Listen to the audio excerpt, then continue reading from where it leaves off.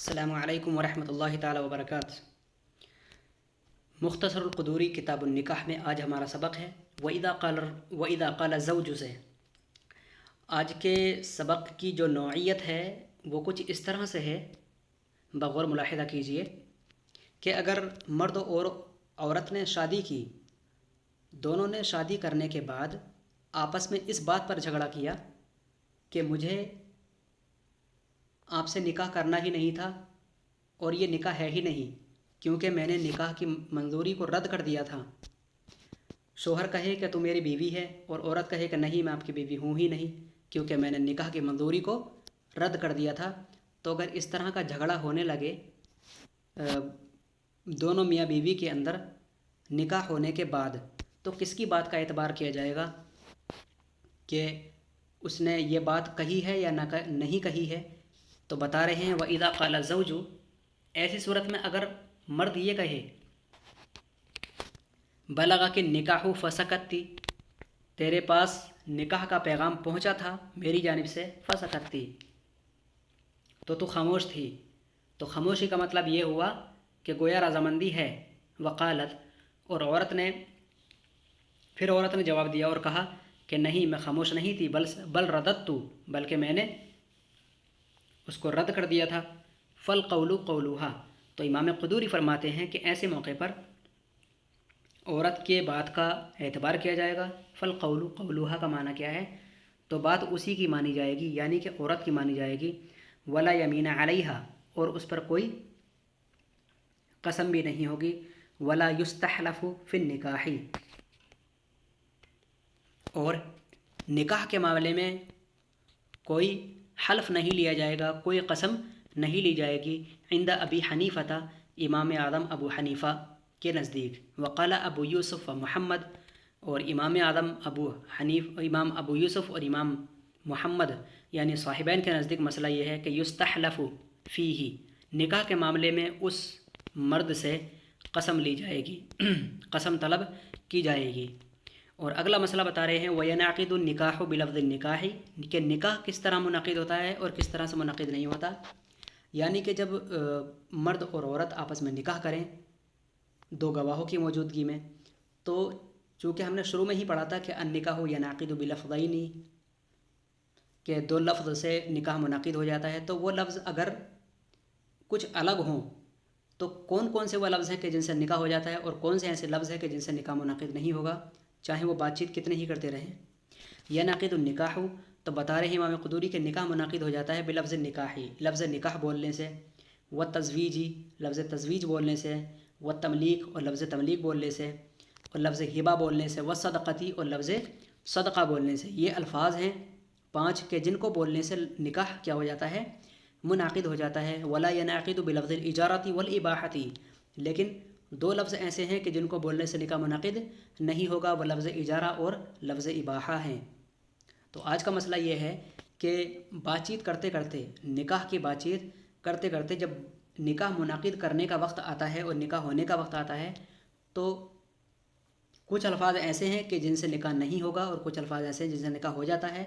تو بتا رہے ہیں وہ لفظ نکاح ہے، چونکہ اگر کوئی ضروری نہیں لفظ نکاح ہی بولا جائے، لفظ نکاح سے کوئی بھی صیغہ بنا دیا جائے، صیغہ ماضی بنا دیا جائے، مضارع بنا دیا جائے، لفظ تزویج سے، تملیک سے، یا ہبہ سے، یا صدقہ سے، کسی بھی لفظ کو لے کر کے اس کا کوئی صیغہ بنا دیا جائے اور صیغے سے پھر بات چیت کی جائے۔ جیسے اگر کوئی شخص کہے انا اريد ان انکحک، انا اريد ان انکحک، تو پھر مرد نے کہا کہ ٹھیک ہے، مجھے قبول ہے، تو عربی میں اس نے یا اردو کے اندر کوئی لفظ استعمال کیا کہ میں چاہتا ہوں یا میں چاہتی ہوں کہ میں نکاح کروں، تو نکاح یہاں پر استعمال ہوا، تو لفظ نکاح کے استعمال سے نکاح منعقد ہوگا۔ ایسے ہی لفظ تزویج ہے، اگر کوئی شخص کہے کہ انا ازوجکی، انا ازوجکی، اور پھر عورت نے اس کے جواب میں کہا قبلت، میں نے قبول کیا، تو وہاں پر لفظ تزویج کا استعمال ہوا۔ تو لہذا لفظ تزویج کے استعمال سے، یا اس کے کسی بھی جو کہ اصل مادہ تزویج ہو اور کسی بھی صیغہ سے اگر اس کو استعمال کر لیا جائے تو نکاح منعقد ہو جاتا ہے۔ ایسے ہی لفظ تملیک ہے اور لفظ ہبہ ہے، لفظ صدقہ ہے، کسی بھی صیغے کے ساتھ اس کو استعمال کر لیں گے تو نکاح منعقد ہو جائے گا، چونکہ آپ علم صرف کو تو جانتے ہی ہیں، تو لہٰذا آپ بچے سمجھ جائیں گے کہ ہم کیا کہنا چاہ رہے ہیں۔ یہ جتنے سارے الفاظ ہیں، کسی بھی صیغے کے ساتھ اگر عاقدین اس لفظ کو بولیں گے، اس مادے کو اگر بولیں گے کسی بھی صیغے میں ڈھال کر، تو نکاح منعقد ہو جائے گا۔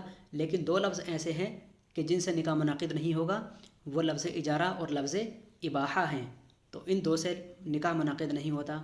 تو اگر امتحان میں یہ سوال کیا جائے کہ نکاح کن الفاظوں سے منعقد ہو جاتا ہے اور کن الفاظوں سے نہیں، تو آپ یہی 2 لائن کا جواب لکھ دینا، تو انشاءاللہ کامیابی ہوگی کہ نکاح منعقد ہو جاتا ہے 5 لفظوں سے اور 2 لفظوں سے نہیں ہوتا۔ 5 لفظ وہ یہ ہیں: نکاح، تزویج، تملیک، ہبہ اور صدقہ، اور 2 لفظ لفظ اجارہ اور اباحہ ہیں۔ ٹھیک ہے، اگلا سبق، جی اگلا پیراگراف دیکھیے۔ وَيَجُوزُ نِكَاحُ الصَّغِيرِ وَالصَّغِيرَةِ، چھوٹے بچے اور چھوٹی بچی کا نکاح جائز ہے۔ اذا زوجہما الولی، جب ان کی شادی کرا دی ہو، جب کہ ان کی شادی کرا دی ہو کسی ولی نے۔ بکرن کانتی الصغیرۃ او ثیبن، وہ چھوٹی بچی چاہے باکرہ ہو یا ثیبہ ہو۔ والولی هو العصبۃ، اور ولی وہ کون ہونا چاہیے؟ خاص رشتہ دار ہونا چاہیے۔ عصبہ کا معنی کیا ہے؟ ولی وہ کون ہونا چاہیے؟ خاص رشتہ دار ہونا چاہیے۔ فَإِن زَوَّجَهُمَا الْأَبُ أَوِ الْجَدُّ فَلَا خَيَارَ لَهُمَا بَعْدَ بُلُوغِهِمَا، اگر ان 2 چھوٹے اور چھوٹی بچی کی شادی اگر کرا دی بچپن میں ہی ان کے والد نے یا تو ان کے دادا نے، فَلَا خَيَارَ لَهُمَا، تو ان دونوں کے لیے اختیار نہیں ہوگا، چونکہ یہ بھی عصبہ ہیں۔ تو عصبہ ایک تو بالفوق ہوتے ہیں، یعنی کہ جو اوپر ہوتے ہیں، اور ایک وہ جو ماتحت ہوتے ہیں۔ تو ماتحت والے اگر کرائیں گے تو بچوں کو اختیار ہوگا بڑا ہونے کے بعد کہ وہ اپنے نکاح کو فسخ کر لیں، یا تو وہ اس نکاح کو نہ مانیں۔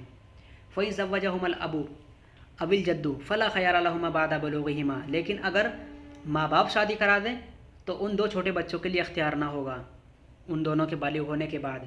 وَإِن زَوَّجَهُمَا غَيْرُ الْأَبِ، لیکن باپ کے علاوہ اگر ان دونوں کی شادی کوئی اور کرا دے، والجدی، باپ اور دادا کے علاوہ کوئی اور ان کی اگر شادی کرا دے، فَلِكُلِّ وَاحِدٍ مِّنْهُمَا الْخِيَارُ، تو ان دونوں میں سے ہر ایک کے لیے اختیار ہوگا، اذا بلغا، جب وہ بالغ ہو جائیں۔ ان شاء اقاما علی النکاح، اگر وہ چاہیں تو نکاح پر قائم رہیں، وَإِن شاء فسخا، اگر وہ چاہیں تو اس نکاح کو کیا کر دیں؟ فسخ کر دیں۔ تو یہاں پر آج کا جو مسئلہ ہے اس پیراگراف کے اندر وہ یہ ہے کہ اگر چھوٹا بچہ اور چھوٹی بچی کی شادی اگر کرا دی گئی بچپن میں، اور شادی کرائی عصبہ کے علاوہ، یعنی کہ جو باپ ہیں اور دادا ہیں ان کے علاوہ اگر کسی نے کرائی، تو نکاح تو چونکہ منعقد ہو جاتا ہے، تو اگر باپ دادا کرائیں گے تو نکاح فسخ نہیں ہوگا، نکاح باقی رہے گا۔ اور اگر باپ دادا کے علاوہ اگر کوئی کرائے گا تو ان دونوں کے لیے اختیار ہوگا کہ اگر وہ چاہیں تو پرانے نکاح پر قائم رہیں، اور اگر چاہیں تو اس نکاح کو فسخ کر دیں۔ تو آج کے لیے اتنا کافی ہے، پھر انشاءاللہ پڑھیں گے اگلا سبق۔ ٹھیک ہے، السلام علیکم ورحمۃ اللہ تعالیٰ وبرکاتہ۔